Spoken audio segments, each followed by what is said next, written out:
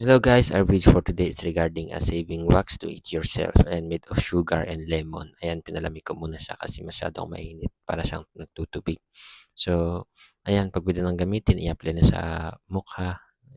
Mag-fish wash ka muna para hindi siya oily kasi hindi didikit yan.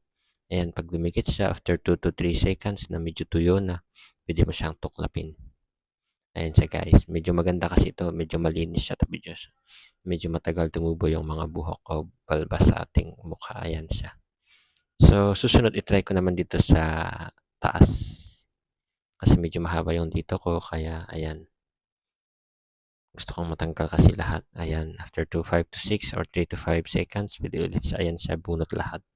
Tapos binilog ko yung ano, tapos matamis daw sabi ng Indiano, binigay ko sa kanya kasi gusto niya.